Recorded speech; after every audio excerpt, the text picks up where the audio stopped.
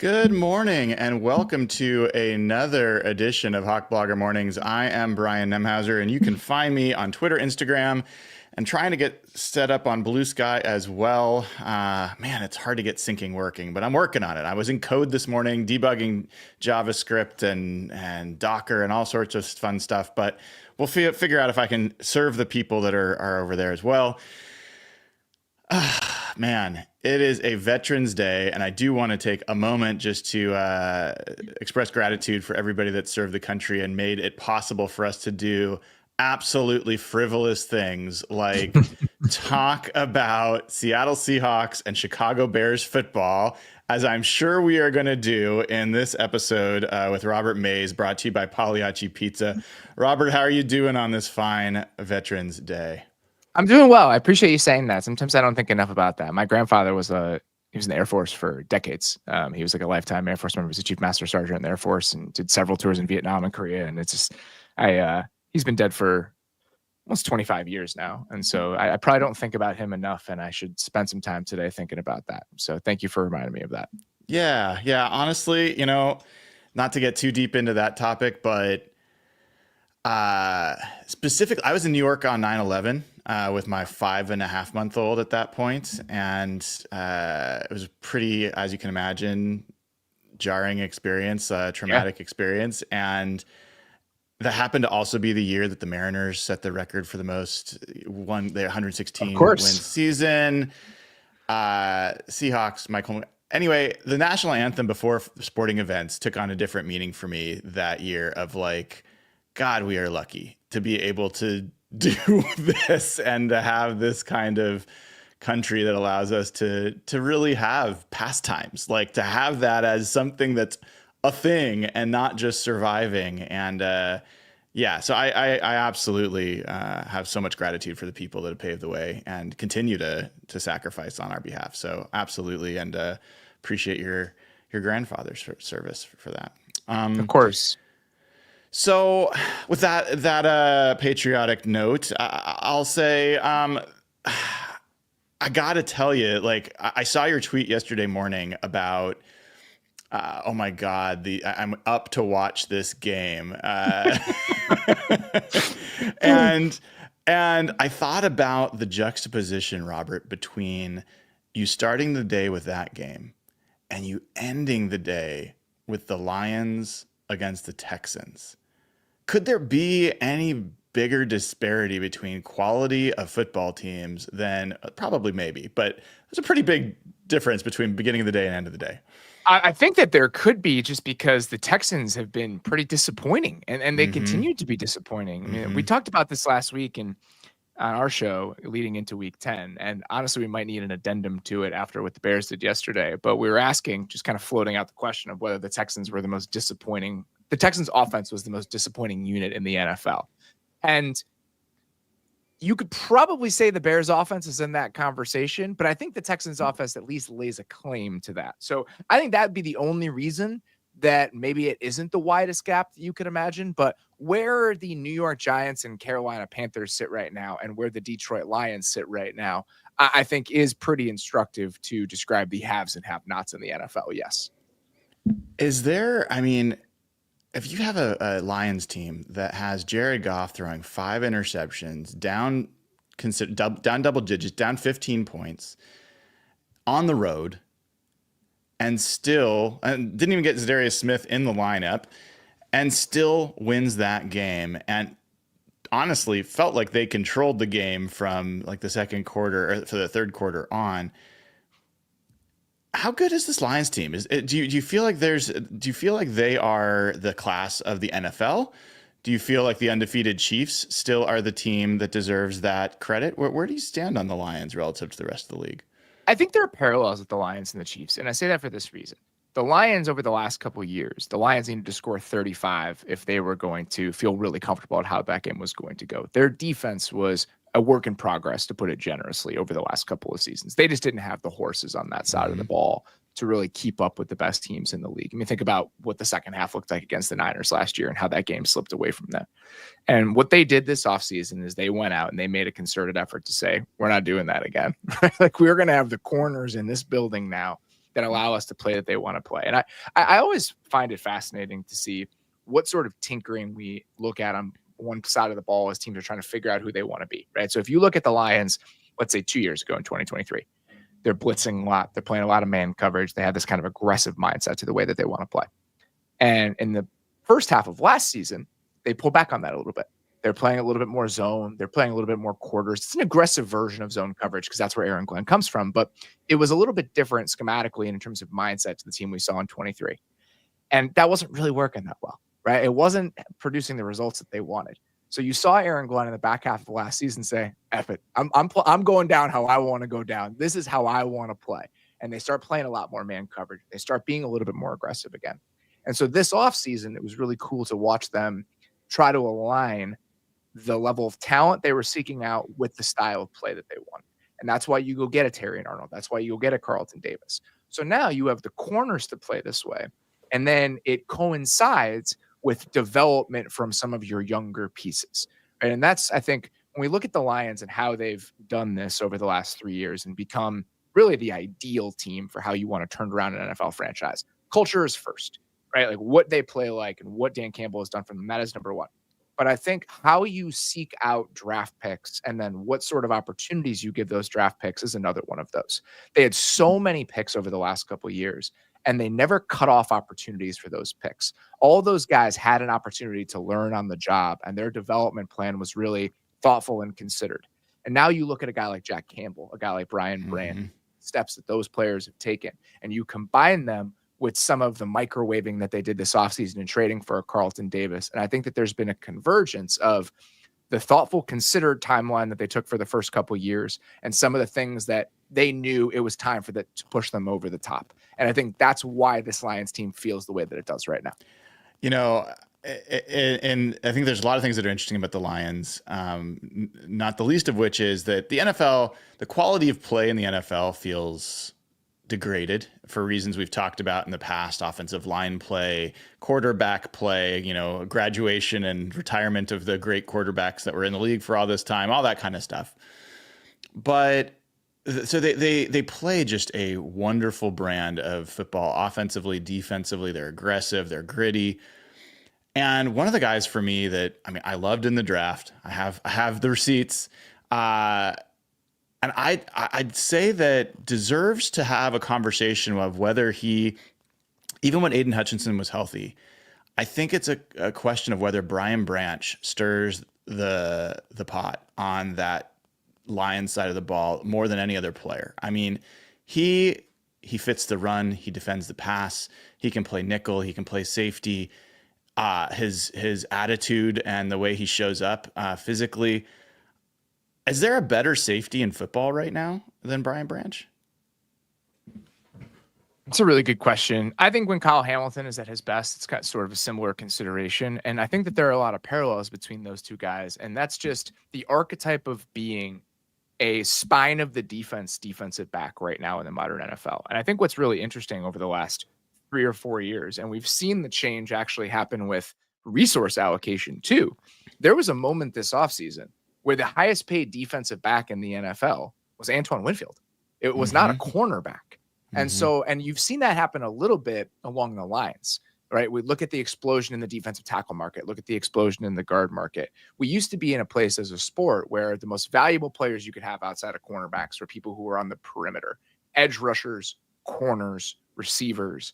And now I think that the ability to disrupt the game in a bunch of different ways, if you're somebody that plays in the nickel, if you're somebody that plays safety, I think we've realized what sort of impact those guys can have. And I think that Brian Branch is really emblematic of that. And I think that it's not an accident that the best teams in the league tend to have a player like this that feels a little Swiss Army knife-ish, and you can line him up and do a bunch of different things with him. Is there a team, when you look across the NFC right now, that you think can beat the Lions at home in the playoffs? Who are the teams that maybe come to mind that you give a really good chance to do that? I don't know exactly where I sit with this Washington team right now. I like them. It's still very early. They're the first team that comes to mind just because they played a prominent game yesterday. That's interesting in of itself. I like a lot of the things that Washington is doing, but I still think they're so early in the whole build of it all that they're probably not all the way there. I still don't know what to make of the 49ers. And we can have I'm sure we're going to have a 49ers conversation here in a minute. I still don't know exactly what to make of them, but I'm not willing to write them off as part of this discussion. I think Green Bay has a really high ceiling because of what Jordan Love can give you and because of what Matt LaFleur is. And, we'll see with the Packers if Jordan Love is banged up all year and what the health of that team looks like. I think they're doing enough interesting things on defense, and I think their ceiling on offense is high enough that they probably deserve mention in this conversation. I think that the Eagles are so talented that they probably are a team you have to mention in this. And the offense, we know what the offense is, and I do think that they've tapped into a slightly different version of themselves over the last few weeks. The amount of under center play action we've seen from this team that we never saw before. I think they're figuring out the right buttons to press. But then what I think really makes the Eagles intriguing is what's happening on defense right now. Yesterday does not count, right? Like, I'm not talking about Cooper Rush. I'm talking about what they did 2 weeks ago against the Bengals, what they now look like with Cooper DeJean in there, the way that Quinyon Mitchell is playing, the way that some of their younger players in the front seven are playing, what Zach Bond is doing for them. So those are probably the teams that would first come to mind. I don't think there's really a team in the NFC South I feel good about. I like some of the things the Falcons are doing, but I don't think their defense is nearly there. So it'd probably be some combination of the Packers, the Packers, the Eagles, the Niners, maybe what's happening with this Washington team. And I'm not ruling out the Rams yet. I'm curious how the next month of the season goes for the Rams, because I think that their ceiling offensively, when they get everybody back, and Jonah Jackson's back, Steve Avila is back, the receivers are back, I have enough earned equity with this Rams team that I'm not willing to write them off, considering what they've been doing on defense, especially up front. So that's probably the pocket of 5 teams that I would mention. I was with you all the way until the Rams. I the way the Seahawks season has gone, Robert, I generally have lost respect for teams that are beating the Seahawks, because the Seahawks make so many mistakes and still have chances and should have beat them. And I'm like, everyone's been celebrating the Rams since that game. That defense looked amazing. I'm like, yeah, but did you see Matt Stafford and the offense for 4 quarters? Like, that was atrocious. And I don't know. I hear you. And you're an expert, so I always listen. But the Rams on that list, I think, is a little generous. What the Seahawks front did to the Rams offensive line in that game, you would hope that when you get those guys back and you can be the team that you wanted to be coming into the season with Avila and Jonah Jackson in the mix there. I mean, the Seahawks front really won that game, right? They won that matchup consistently. You would hope, if you're the Rams, that isn't going to happen when you're at full strength and you lose Puka early in that game. So I'm probably just holding on to the version of the Rams offense we saw against the Vikings a little bit tighter than I should. But that's just one team where watching them clicking on all cylinders last year, when you had Kupp, Puka, Stafford, and Kyron Williams all on the field together, I'm not willing to give up on that, because I really, really thought that was one of the more potent offenses in the league. And I still think that with them still in the mix here, there is a chance we get to see that version of the Rams down the stretch. We were talking to Robert Mays of the Athletic Football Show podcast, the best out there. And all this is presented by Pagliacci Pizza. If you haven't already gone to hello.pagliacci.com/hawk-blogger, go there, get the best deals on Pagliacci Pizza. Absolutely worth doing. And I'm sure we will be there sometime this week. Robert, I guess let's talk about future Seahawks opponents, because there was a few games that were just like, whoa. The Jets, the Bears, and the Vikings. And I'm going to give you the choice of which of those teams we talk about first, because I know that there's some personal pain involved with at least one of them. Do you want to get that out of the way, or do you want to save that for a little bit later? It's over. We talked about it on our show last night. It's over. The only thing to consider between now and the end of the season for the Chicago Bears is how much damage you are going to do to the guy you drafted first overall. How much scar tissue are you going to allow to form before you move on to a different staff and you try to reset this? I personally think that another game, and I'm never like this. I have relationships with coaches in the NFL. I report about the league. I try to be really respectful of people's jobs and what that means for them and their families. I'm never Mm-hmm. flippant with firing people. Mm-hmm. You cannot let this leadership on the offense coach another game. I'm not saying people have to lose their jobs, but there is no way that the people in charge of that offense should be allowed to be in charge of the offense for another week. You have to elevate somebody. You have to demote the current offensive coordinator, because if you don't, I think you lose all credibility. And I never, ever say stuff like that. That's a temporary fix. There has to be a permanent fix here. As Matt Eberflus, you cannot be on offensive coordinator number 3 in year 3 and think that you can keep this job moving forward. Like, it's just nonsensical. I saw the rumor already came out, Matt Eberflus talking about that they might need change on the offensive play calling and that side of things. I guess I'm kind of recalling, it's not uncommon for head coaches to be fired. In a lot of those situations, I don't recall as frequently that defensive or offensive play callers are also switched out mid-season, but it obviously happens. See, you haven't had enough dysfunction in your life if you don't recall that. This is the by the book dysfunctional NFL franchise path. Is okay, you hire an offensive coordinator, or you are the offensive coordinator or play caller. And this is reminding me of the Matt Nagy days. The first step is everything is on the table. We're considering all options. I'm not going to give up play calling quite yet, but we're considering all options. And you lie to yourself for like 2 or 3 weeks, and then you switch out the play caller, and then you say, okay, maybe this will be better. And then it doesn't get better. And if you don't have anybody else on staff, you just roll with that one until the end. But if you're the offensive play calling head coach, you can always take it back. I think about the Panthers last year with Frank Reich, where it was Frank Reich, and then it was Thomas Brown, and then it was Frank Reich again. Guess who is the number 1 candidate to take over for Shane Waldron in Chicago? It's Thomas Brown. So this is a very, very familiar place for people who have seen a lot of offensive dysfunction in their lives. Yeah, and I was thinking even the Bills last year, their switch ended up working out for them, moving to Brady, and they saw some different results.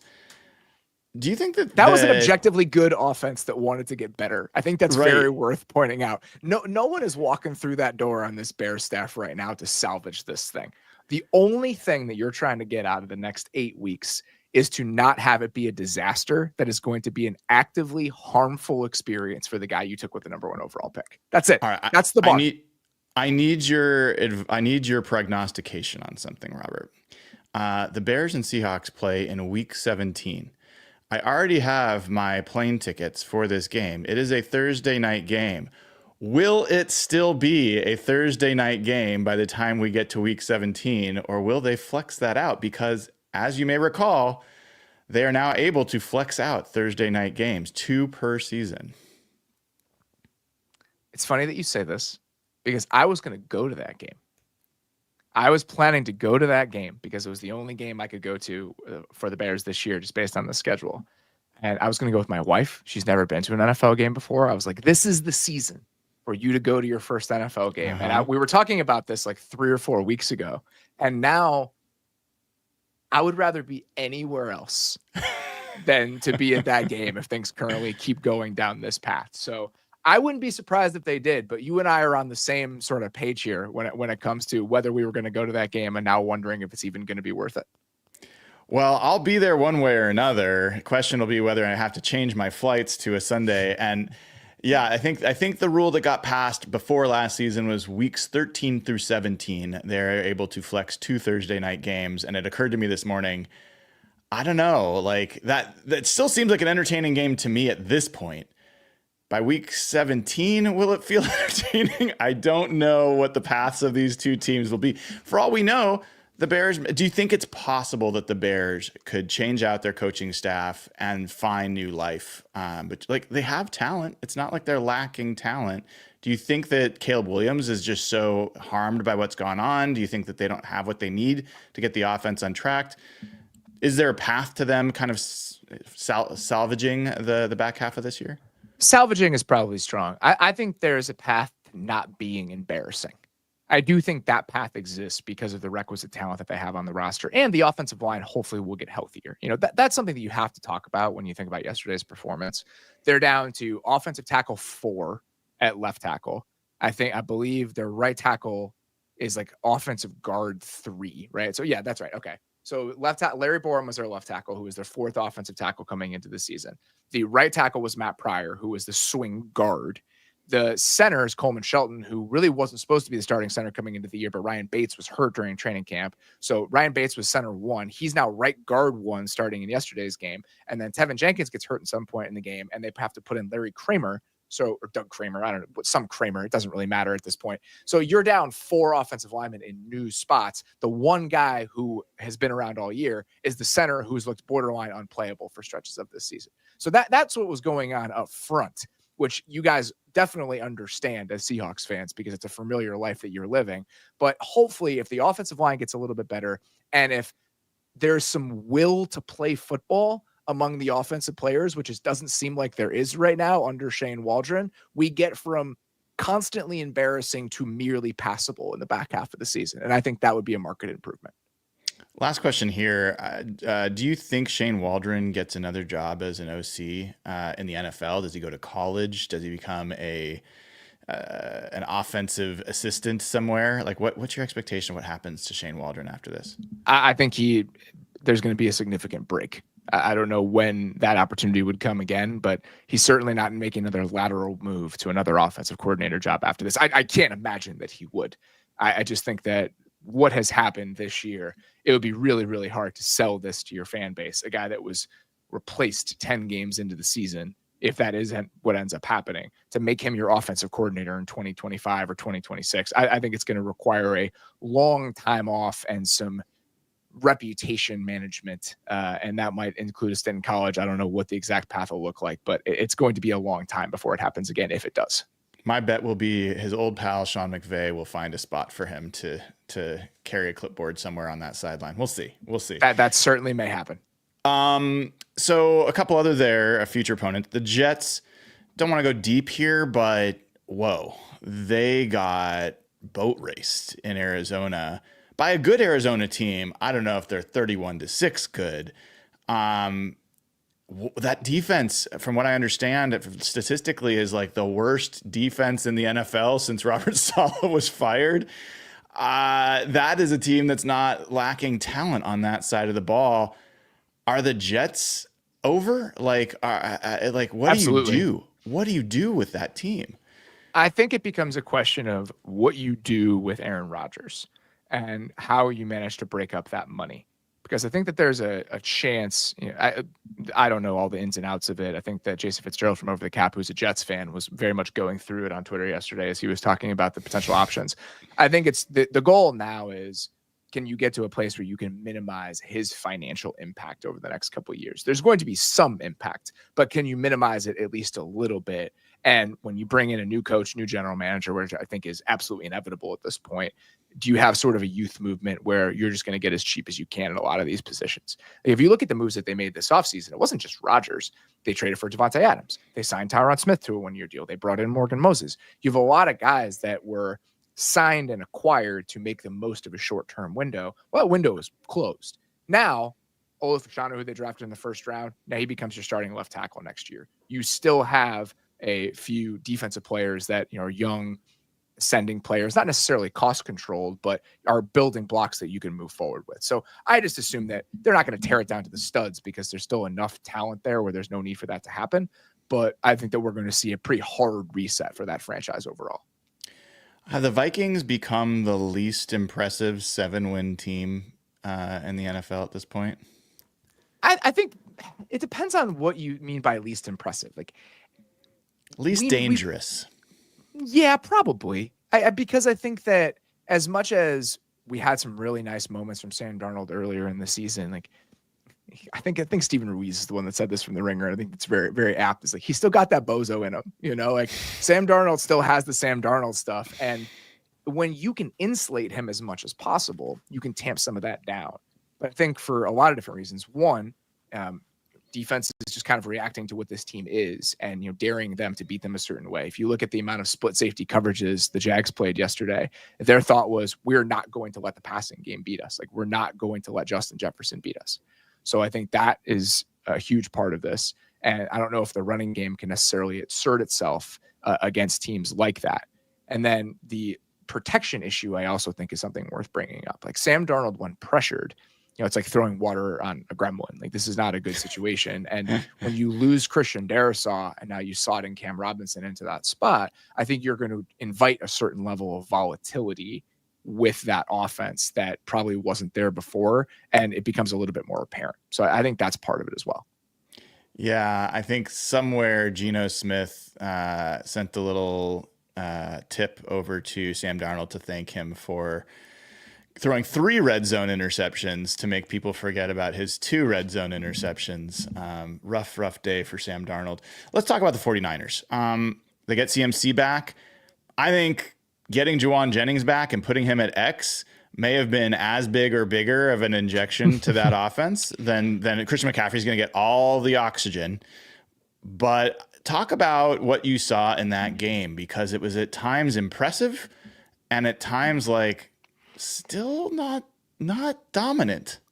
I think that's a really good way to put it. And I think that's kind of been the 49ers experience this year with and without Christian McCaffrey, is that if you look at some of the underlying numbers and how efficiently and consistently they're moving the ball, they're impressive, right? Like, they have been an objectively efficient offense, but I still think that there's just something missing. And I think that it's about consistency and how much you're inviting volatility into what you're trying to do. And yesterday, even with McCaffrey, and they're going to be teams that are not the Tampa Bay Buccaneers when it comes to stopping the run, right? Teams that don't have the sort of run pass discrepancies in how they play defense like Tampa does, where you're going to be able to run the ball a little bit more efficiently than the Niners did yesterday. And if you can run the ball a little bit more efficiently, hopefully that invites sort of a calming presence over the rest of the offense. But yesterday, it just felt like we had this kind of volatile version of the Niners that we've seen for most of the season, where, Purdy's having to make extended plays out of the pocket. It's a lot of chunk plays, but they're not moving the ball, that consistently. They're stalling out in the red zone. This is a team that, even if the numbers look okay, and even if we still feel like they're dangerous and potent on offense, it feels like there's something missing. It feels like they haven't been able to dictate to opponents in the ways that they could when they were playing at their best. And I actually thought that yesterday was another very good example of that. Yeah, I think the run game was what stuck out to me. Only 75 yards rushing. This is a team last year that everything started on the ground. They just dominated the ground game. And then the passing game was so easy off of it and so explosive. It just felt like good luck. This year, they've had some really good running numbers, but it does not feel as effective, as efficient as it was on the ground in previous years. And I don't know if that's true. I'm looking at it is true. They're 10th in DVOA in rush. You're going to say something. I'll let you go. It is true. Yeah, they are not nearly as efficient on the ground as they have been over the last few years. I'm looking at it right now. They're 17th in EPA per rush this season so far. And right now they are 17th in offensive rushing success rate. So that, when you compare it to what they were doing last year, is very much a difference. So last year they were first in rushing success rate. This year they're 17th in rushing success rate. And that's kind of what I mean about you're inviting volatility, and there's just not that calming effect over the rest of the offense. And you're having to play on your heels a little bit and be reactionary in a way that they didn't have to be last year when they were really crushing people. We were talking to Robert Mays of The Athletic. Robert, do you have a little longer today, or you have Sure. a hard Yeah. I've got a few more minutes. Cool. Got somebody coming to fix my smoker later so I can make dinner for friends this weekend. But until that's that important. guy gets here, I'm around. That's important. So I want to ask you a hypothetical, and you can kind of chew on this. This is something I was talking to a buddy about this weekend for the Seahawks, turning our attention there. If you could have only one, the Seahawks offensive line takes a step forward, stabilizes, looks decent the rest of the year, but the defense looks as bad as it did prior to the Rams game. Okay? So you have terrible run defense. It just looks hopeless. You can have that, or the inverse. You can have the defense look like a top 10 unit the rest of the year, but the offensive line continues to look like a shit show. Which do you think would be better for the Seahawks' future if you had to choose one? Door number 2, not even a conversation. Because those are the investments that you've made, and that's what your head coach is supposed to do well. You can easily tell yourself a story about why the offense is struggling. If we improve the personnel, maybe this gets a little bit better. That's harder to do on defense. The personnel is the personnel you chose. You drafted Byron Murphy in the first round. You traded a second round pick and gave Leonard Williams that contract. There are a lot of high draft picks on that side of the ball. So I would absolutely want to see the defense figure it out and then move forward from there. Because if they don't figure it out, if the defense regresses back to that level that we saw for that kind of 3-4 game stretch earlier in the season, I think that's cause for concern about what we can expect from this regime overall moving forward.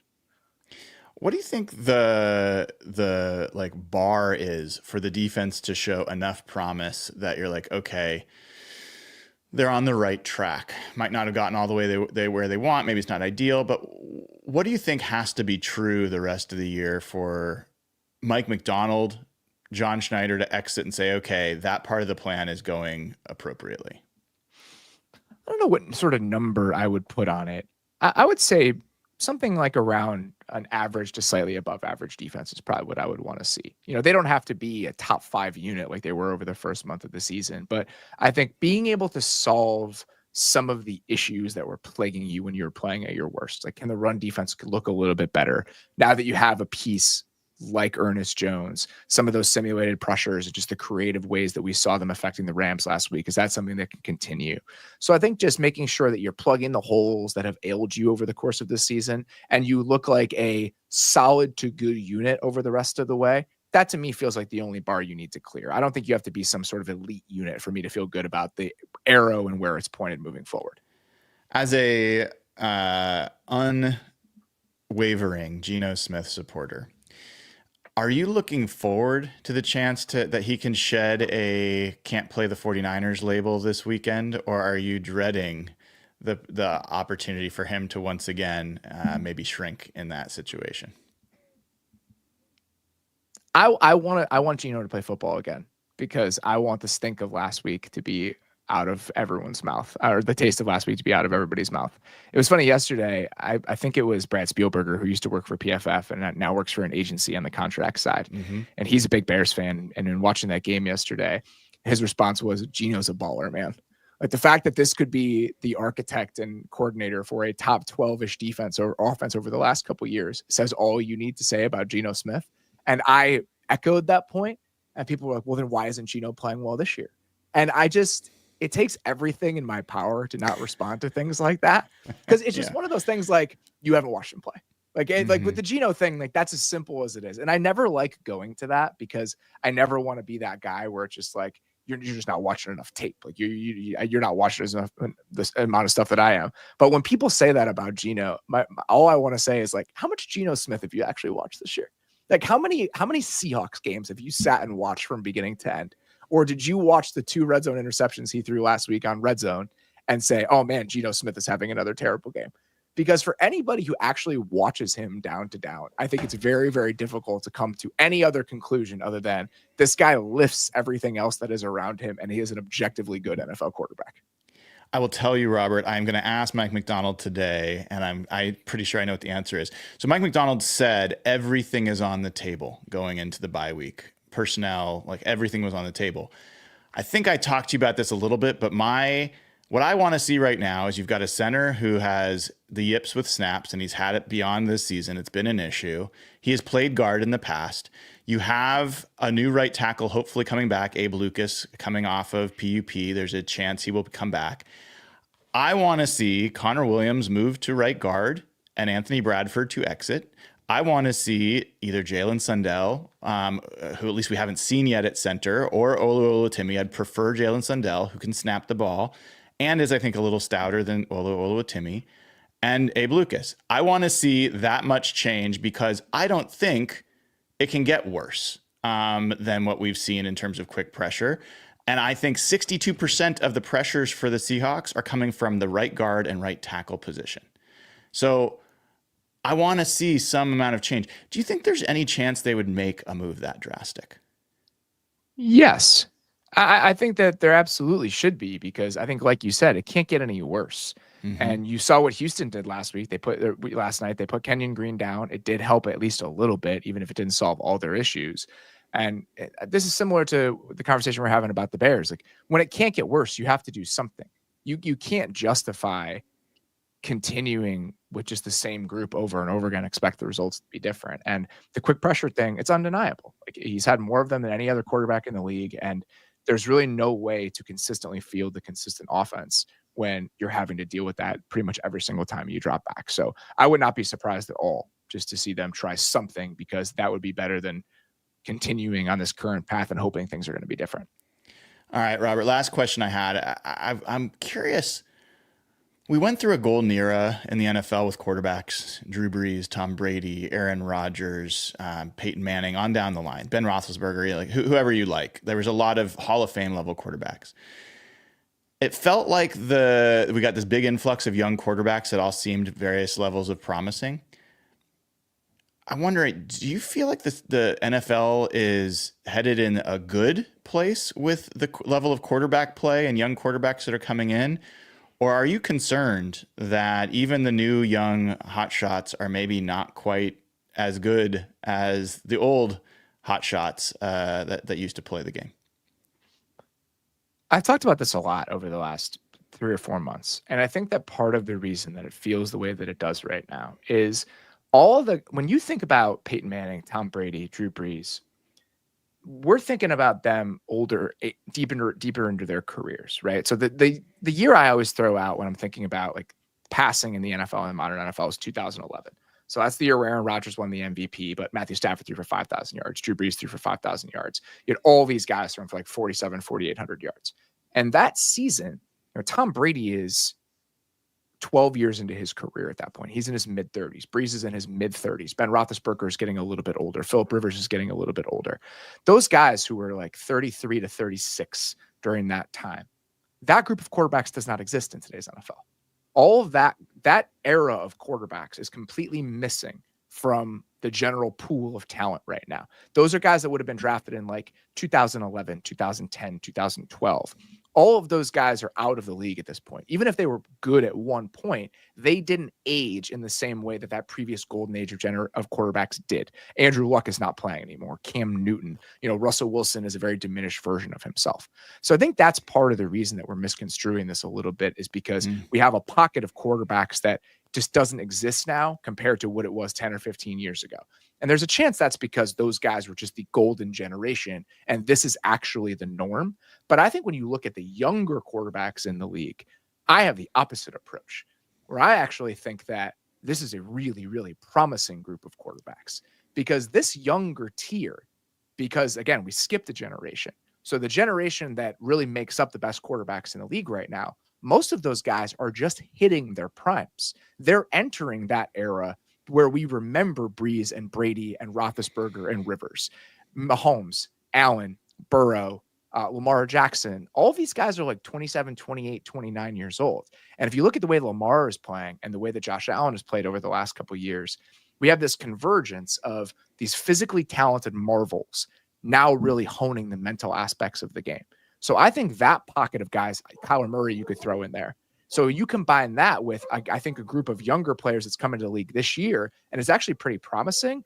I actually have a pretty optimistic view about where the position is going to be going overall over the next 3, 4, 5 years. Yeah, well, I appreciate that, because I think it is a bit of a funhouse mirror, and everyone sees something distorted when they look in it, either positive or negative. So it has been interesting. There's been some quarterbacks like CJ Stroud, I think Jordan Love, some others that maybe taken a step back this year, and there's others that have certainly jumped onto the scene. So, Robert, thank you so much for coming on today. I know everybody at Pagliacci Pizza appreciates it. Do you have anything coming up that people should keep an eye out for? We're doing mid-season-ish awards on the Athletic Football Show this week. Me, Derek Klass, and Bill Barnwell. So that should be a really fun show, and would encourage you guys to check that out. Awesome, everybody. That was Robert Mays of The Athletic. Make sure you check him out. Also, make sure you go over to Pagliacci Pizza and order the limited time autumn harvest pizza, roasted delicata squash layered with roasted Brussels sprouts, mozzarella, and Parmesan over roasted garlic oil. Also, I mean, I'm personally a big fan of the pepperoni. That is my go-to. And they have a caramel apple crumble gelato that is unreal. So good, so good. Make sure you check that out. You can get the best deals on Pagliacci Pizza at hello.pagliacci.com/hawk-blogger. Sign up there and you'll get all the best deals on Pagliacci Pizza. Love our folks over there at Pagliacci Pizza, so treat yourself today to some Pagliacci Pizza. So good stuff there from Robert, and interesting to hear his perspective on the Bears, on the Jets, and on the Vikings, all teams that the Seahawks will be playing down the line, who had seemed at times potentially to be very tough games that maybe now are breaking the other direction. We'll see about the Rams. The Cardinals, you have 2 games against the Cardinals. The Cardinals certainly are playing their best ball. They now get a bye week before the time that they come to play Seattle week after next. So we'll get a chance to see the Cardinals. They've certainly had a really good stretch, are leading the NFC West, will be leading the NFC West, even coming into that game based on their win yesterday and the tiebreakers that they have. And now the Seahawks start to play the 49ers. And I'll just say the last time that Mike McDonald and crew got a little bit of extra time was after the Thursday night blowout. Well, that wasn't really a blowout, but the Thursday night poor performance against the 49ers. And then they had some extra time to prepare for the Falcons on the road. And that was one of their best games of the year. They now have had the bye week. They are going to get back at it today. They get a little extra practice time, bonus practice today. The team will practice. They usually don't practice on Mondays, but they will today. And we're going to find out. There's a press conference, I believe, based on the last thing I saw this afternoon. We'll see if there's going to be any announced changes. We'll get a little bit of a better idea of whether or not Abe Lucas is going to practice with the intent to play this week. So there's some more to learn here. I personally am very interested in what's going to happen the back half of this year. I think if you asked me right this second, I'd say I don't expect the defense to play as well against the 49ers this week as they did against the Rams. If they do, that would be a very pleasant surprise.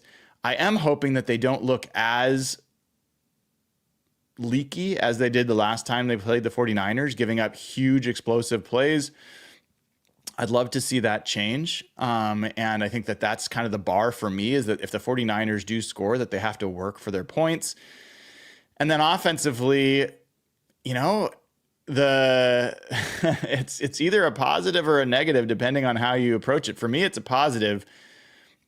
Geno Smith plays in the division with the 49ers, and he has not yet really put a good game together. He had a good half against them in the playoff game a few years ago, but he really has not, had a game that he can be super proud of against the 49ers, and he's coming off a really rough game against the Rams.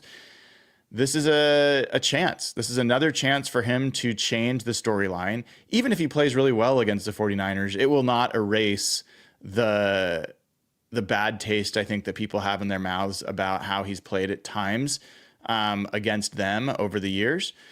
So, but I still think, every chance is an opportunity. Every game's an opportunity to kind of change that narrative. And then after that, you get the Cardinals coming in. And so, look, I'm not here to say the Seahawks are going to make this big playoff push. That's just not even really on my mind right now. But I am very curious to see how this team performs after that last game, after a week off, after we see if there's any other changes that are made. And they will continue at the very least to have some continuity on that defense, where Mike McDonald was not shy about saying that continuity is a big part of why they took a step forward against the Rams on the defensive side of the ball. So, look, I'll get into my tail of the tape probably tomorrow. I'll work on that. I do want to give a plug again for, let me pull it up here, for People's Court, the People's Court. So we only have 11 people signed up right now, which is great. But on the other hand, we have to find people that are available at the same time. And so I think I've got this somewhere that I can pull this up and see if